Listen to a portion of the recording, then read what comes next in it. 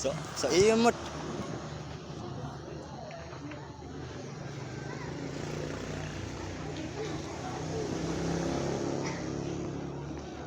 Assalamualaikum warahmatullahi wabarakatuh.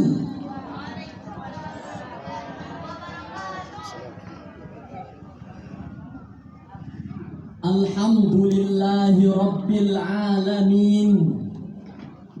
Wa bihi nasta'inu ala umurid dunya waddin. Assalatu wassalamu ala sayyidina Muhammadin khatamil anbiya'i wal mursalin wa ala alihi wa sahbihi ajma'in, amma ba'd. Bapak Ibu Dewan Hakim yang kami muliakan, hadirin sebangsa dan setanah air yang kami banggakan,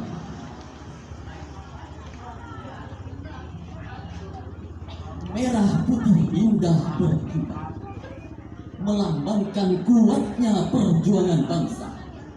Hadirin sekalian, apa kabar? Apakah sehat semua? Alhamdulillah.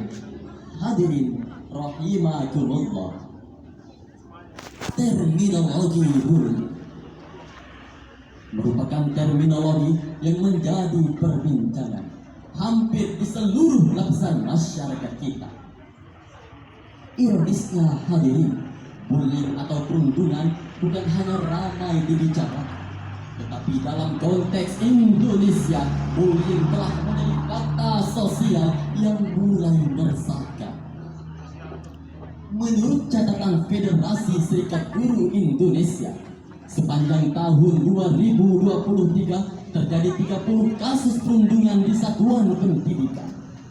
Jumlah ini meningkat 9 kasus dari tahun sebelumnya, yang menandai mulai menggelar dan mewabahnya fakta sosial ini. Dari 30 kasus tersebut, setengahnya terjadi di jenjang SMP, 30% di jenjang SD, 10% di jenjang SMA dan SMK. jenjang SMP paling banyak terjadi perundungan, baik yang dilakukan peserta didik ke teman sebaya maupun yang dilakukan pendidik.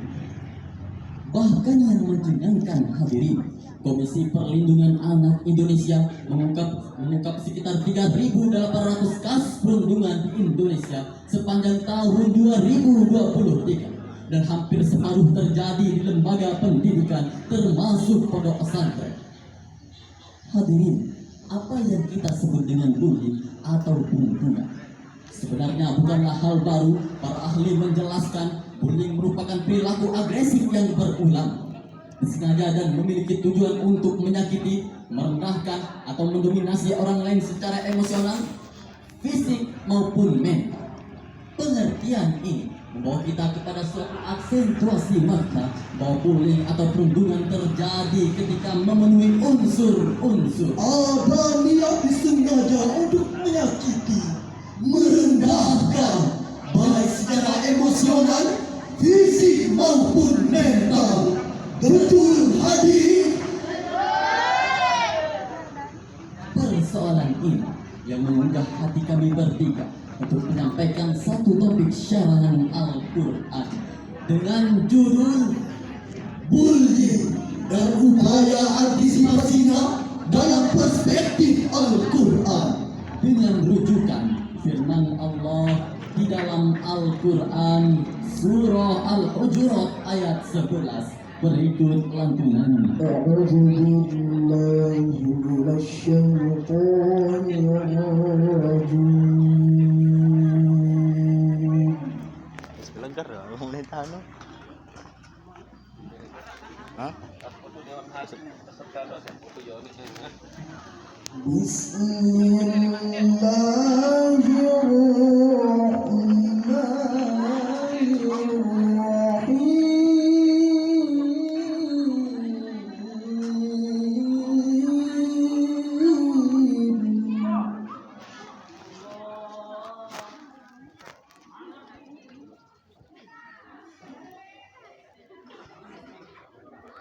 يا أيها الذين آمنوا لا يسخر قوم من قوم عسى أن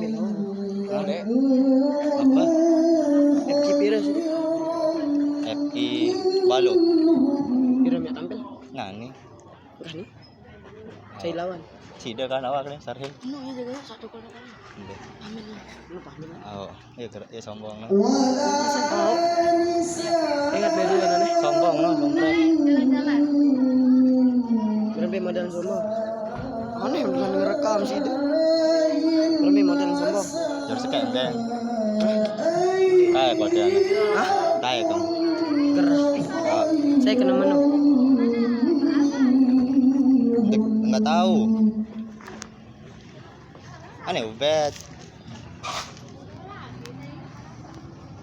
Cepatnya. Di sambil lang. Rasa. Hah? Rasa. Presa. Hindi, nasket. Masuk. Itu dah. Cinta dah kemarin. Iya kacang. Be. Sombong cinta ni kemarin. Bing paham banget pokok. Tahu kan jar sekian aneh lah. Hindi, tahu hindi mau aku. Salah aku. Be. Artiano ya. Tahu, mereka arti. Bayaran kanca.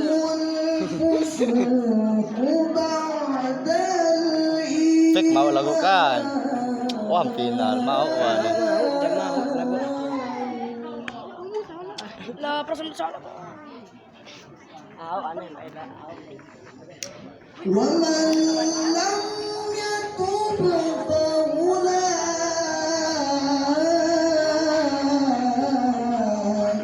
هم الظالمون.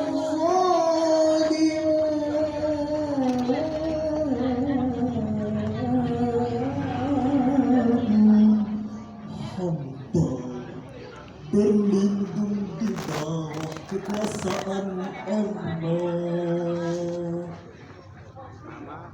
dari segala bisikan setan Aku yang merekam. terkutuk Banyak tulisan. dengan menyebut nama Allah yang Maha Pengasih lagi Maha Penyayang. Wahai orang-orang yang beriman, janganlah suatu kaum mengolok-olok Resa. karena boleh jadi mereka lebih baik daripada yang mengolok-olok. Dan jangan pula perempuan-perempuan mengolok-olok perempuan yang lain, karena boleh jadi mereka lebih baik Oke. daripada Tony, yang Allah. mengolok-olok. Janganlah kamu saling mencela dan jangan memanggil dengan panggilan yang buruk. Seburuk-buruk panggilan adalah panggilan orang yang fasik setelah beriman. Dan barang siapa yang tidak bertaubat, mereka itulah orang-orang yang zalim. Dewan Hakim yang mulia, hadirin yang berbahagia. Asbabun nuzul ayat tersebut adalah berkenaan dengan ejekan yang dilontarkan oleh Thabit ibnu Qais, seorang sahabat Nabi Sallallahu Alaihi Wasallam yang tuli. Ketika Thabit hendak melangkahi sekian orang agar dapat duduk di dekat Rasulullah, agar dapat mendengar wejangan beliau. Namun salah seorang pun menegurnya, tetapi Thabit marah sambil memakinya dan menyatakan bahwa dia yakni si penegur merupakan anak seseorang yang pada masa jahiliyah dikenal dengan aib. Lalu orang yang diejek ini merasa dipermalukan, maka turunlah ayat ini. Dalam memahami ayat tersebut, Ibnu Katsir memberikan edukasi penting tentang sikap saling menghormati, saling menjaga, saling menghargai, bahkan saling bekerja sama antar sesama. Dalam perspektif Ibnu Katsir, sikap itu ditujukan dengan larangan bersikap sombong, karena sikap itu merupakan bentuk penolakan terhadap kebenaran dan meremehkan manusia. Sikap itu juga dihukumi haram, karena bisa jadi orang yang direndahkan justru lebih terhormat dan dicintai Allah Subhanahu wa Ta'ala. Bentuk perilaku meremehkan itu mulai dari mengolok-olok, mencela diri sendiri, memanggil orang lain dengan sebutan yang buruk. Siapa saja yang melakukan hal itu maka harus bertaubat agar tidak tergolong sebagai orang yang zalim. Substansi yang dijelaskan Ibnu Katsir juga tampaknya tidak jauh beda dengan apa yang diuraikan Profesor Hamka dalam tafsir Al-Azhar maupun Profesor Dr. Muhammad Quraish Shihab dalam tafsirnya Al-Misbah. Hal ini memberikan pemahaman yang jelas bahwa bullying dalam segala bentuknya bertentangan dengan Al-Quran, bertentangan dengan ajaran Islam. Hadirin, dalam realitasnya terkadang bullying tidak disadari orang melakukan dosa. Perundungan seringkali tanpa sadar ia telah melanggar etika sosial dan etika yang diajarkan oleh agama. Dengan titik tekan pada kesengajaan, siapa saja dapat terseret melakukan bullying dalam berbagai konteksnya, baik melalui kontak fisik langsung, kontak verbal langsung, dilakukan verbal langsung, termasuk melalui cyberbullying, menyerang orang melalui dunia maya. Tidak diragukan, bullying tidak saja berdampak terhadap fisik, tapi juga berdampak negatif terhadap aspek psikologis.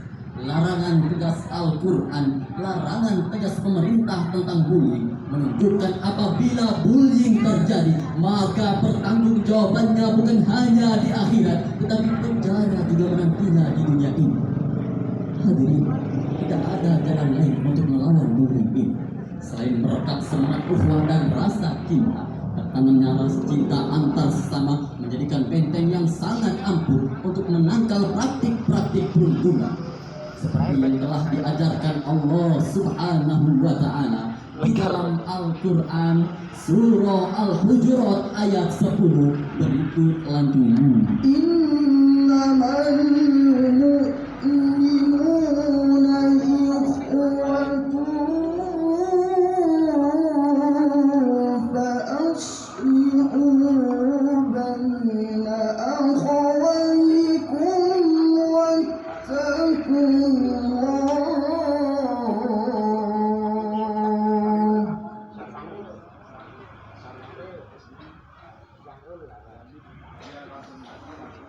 واتقوا الله لعلكم ترحمون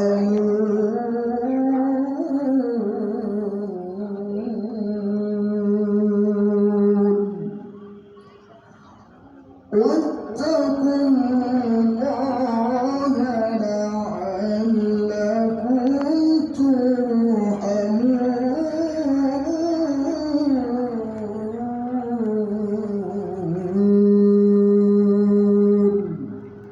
صدق الله العظيم. Sesungguhnya orang-orang mukmin itu bersaudara, maka damaikanlah antara kedua saudara yang berselisih dan bertakwalah kepada Allah agar kamu mendapat rahmat. Maha benar Allah dan maha agung atas segala firman-Nya. Dewan Hakim yang mulia, hadirin yang berbahagia. Dari uraian dapat disimpulkan bahwa bullying dalam segala bentuknya bertentangan dengan Al-Quran. Islam melalui Al-Quran menyerukan ukhuwah dan perdamaian agar mencapai rahmat Allah Subhanahu wa Ta'ala. Untuk itu hadirin, kami menghimbau kepada kita semua, saudara-saudara serta seluruh komponen bangsa, hindari perundungan agar hidup kita semakin aman, damai dan sejahtera. Sepakat? sepakat hadirin? Kami akhiri syarhan ini dengan sebuah pantun. Pergi ke batu keliang, makan ketupat, mampir di mantan, jangan sampai lewat. Jika ingin hidup aman dan selamat, Kuncinya hindari pungli, upaya wujudkan generasi yang kuat, hebat dan bermartabat. Amin, amin ya rabbal alamin. Istajib du'aana kullana ajma'ina.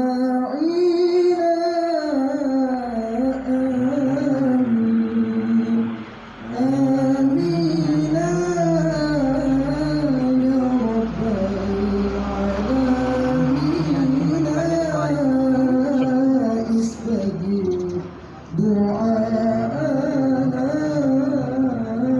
kullana Ada suara kepaten aja. cukup sekian. Terima kasih. Wassalamualaikum warahmatullahi wabarakatuh.